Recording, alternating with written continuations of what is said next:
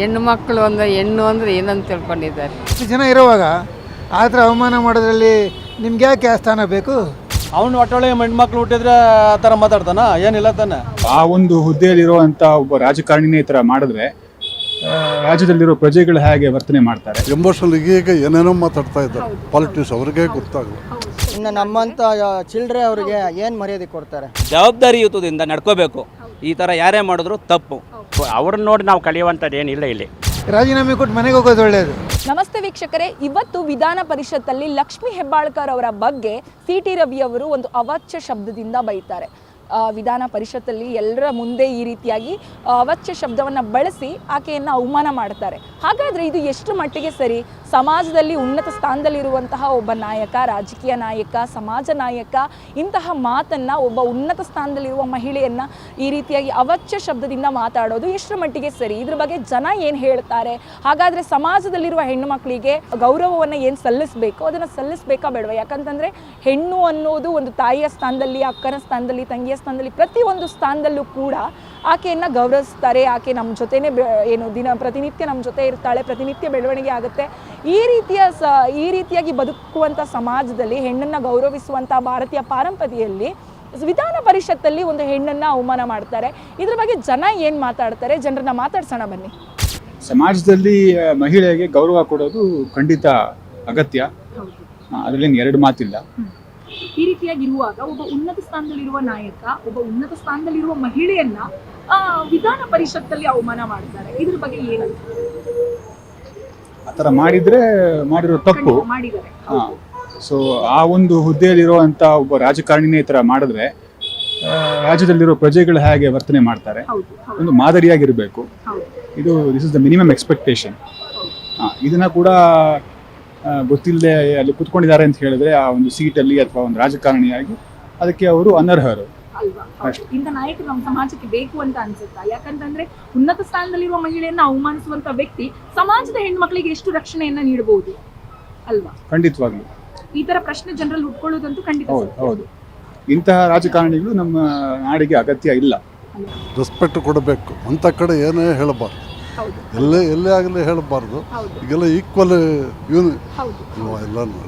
ಇಲ್ಲಿವರೆಗೆ emotional, ಅವರೆಲ್ಲನೂ emotional ಈಗ ಏನೇನೋ ಮಾತಾಡ್ತಾ ಇದ್ದಾರೆ ಪಾಲಿಟಿಕ್ಸ್, ಅವ್ರಿಗೆ ಗೊತ್ತಾಗಲ್ಲ. ಅಷ್ಟು ಟೆನ್ಷನ್ ತುಂಬ ಜಾಸ್ತಿ, ಆಮೇಲೆ ರಿಗ್ರೆಟ್ ಮಾಡ್ತಾರೆ. ಅದಲ್ಲ ಅಂದರೆ ಅವರು ಸರಿಪಡಿಸ್ಕೋಬೇಕು. ಅವರು ರಿಗ್ರೆಟ್ ಮಾಡಿ ಸ್ವಲ್ಪ ಅಟ್ಲೀಸ್ಟ್ ಫ್ಯೂಚರಲ್ಲಿ ಸರಿಯಾಗಿ ನಡ್ಕೋಬೇಕು. ನಿಮಗೆ ಇಟ್ಟಿರೋದು ಜನಗಳು ಒಳ್ಳೇದು ಮಾಡಲಿ ಅಂತ. ಈ ಥರ ನಿಮ್ಮದ್ರಲ್ಲೇ ಒಬ್ಬ ನಾಯಕಿಗೆ ನೀವು ಕೆಟ್ಟ ಹೆಸರು ತಂದರೆ ಅವಾಗ ನಿಮ್ಗೆ ಯಾಕೆ ನಾವು ಎಲೆಕ್ಟ್ ಮಾಡಬೇಕು? ಸೊ ಇಂಥವ್ರು ನೀವು ಸುಮ್ಮನೆ ರಾಜೀನಾಮೆ ಕೊಟ್ಟು ಮನೆಗೆ ಹೋಗೋದು ಒಳ್ಳೆಯದು. This not the right way to do things. So that ಅಷ್ಟು ಜನ ಇರುವಾಗ ಆ ಥರ ಅವಮಾನ ಮಾಡೋದ್ರಲ್ಲಿ ನಿಮ್ಗೆ ಯಾಕೆ ಆ ಸ್ಥಾನ ಬೇಕು? ಇಂಥ ನಾಯಕರು ನಮಗೆ ಬೇಕಾ? ಇಂಥ ನಾಯಕರು ಬೇಕಾಗಿಲ್ಲ.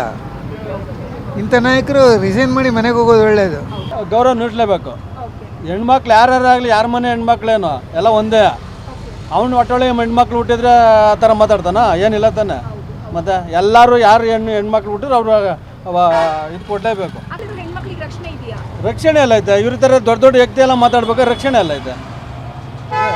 ಯಾವುದೇ ಹೆಣ್ಣೆ ಆಗಲಿ ಮಹಿಳೆ ಆಗಲಿ ಅವ್ರನ್ನ ಅಗೌರವದಿಂದ, ಅದು ಏನು ತುಂಬ ಸಭೆಯಲ್ಲಾಗಲಿ ಅಥವಾ ಪಬ್ಲಿಕ್ಕಾಗಲಾಗಲಿ ಮಾತಾಡಬಾರ್ದು. ಪರ್ಸ್ನಲ್ ಏನಿದ್ರೆ ಅದು ಏನಿದೆ ಅವ್ರ ಮನೆಯಲ್ಲಿ ಅವ್ರು ನೋಡ್ಕೊತಾರೆ. ಓಪನ್ ಆಗಿ 4 ಜನ ಮಧ್ಯದಲ್ಲಿ ಮಾತಾಡಬಾರ್ದು. ಇನ್ನು ನಮ್ಮಂಥ ಚಿಲ್ಡ್ರೆ ಅವರಿಗೆ ಏನು ಮರ್ಯಾದೆ ಕೊಡ್ತಾರೆ? ಏನೇ ಕಾರಣಕ್ಕೂ ಅವಶ್ಯಕತೆ ಇಲ್ಲ. ರಸ್ತೆ ಸರಿ ಇಲ್ಲ, ಮೋರಿ ಸರಿ ಇಲ್ಲ, ಸಾರ್ವಜನಿಕರು ಓಡಾಡೋಕ್ಕೆ ವ್ಯವಸ್ಥೆ ಇಲ್ಲ. ಇದ್ರ ಮೇಲೆ ಚಿಂತೆ ಇಲ್ಲ ಇವ್ರಿಗೆ. ಇವ್ರಿಗೇನಿದ್ರು ಅವ್ರನ್ನ ಇವ್ರು ಬೈಬೇಕು, ಇವ್ರನ್ನ ಅವ್ರು ಬೈಬೇಕು. ಯಾರನ್ನೇ ಆಗಲಿ ಒಬ್ರಿಗೊಬ್ರು ಗೌರವ ಕೊಟ್ಟು ಕೆಲಸ ಮಾಡ್ಕೊಂಡು ಹೋಗೋದು ಉತ್ತಮ. ಒಬ್ರಿಗೊಬ್ಬರು ಬೆಲೆ ಕೊಟ್ಕೊಂಡು, ಹೆಣ್ಣಾಗಲಿ ಗಂಡಾಗಲಿ ಜವಾಬ್ದಾರಿಯುತದಿಂದ ಇಡೀ ರಾಜ್ಯದ ಜನತೆ ನೋಡ್ತಾ ಇರ್ತದೆ.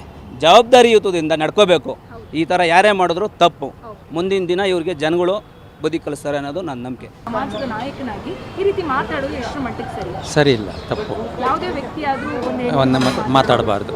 ಹೇಗೆ ಅನ್ಸುತ್ತೆ ಈ ಥರ ಮಾತಾಡಿದರೆ ನಾಯಕರು ನಮಗೆ ಬೇಕಾಗಿಲ್ಲ, ತಪ್ಪು. ಹೆಣ್ಣು ಮಕ್ಕಳು ಹೆಣ್ಣು ಅಂದರೆ ಏನಂತ ತಿಳ್ಕೊಂಡಿದ್ದಾರೆ.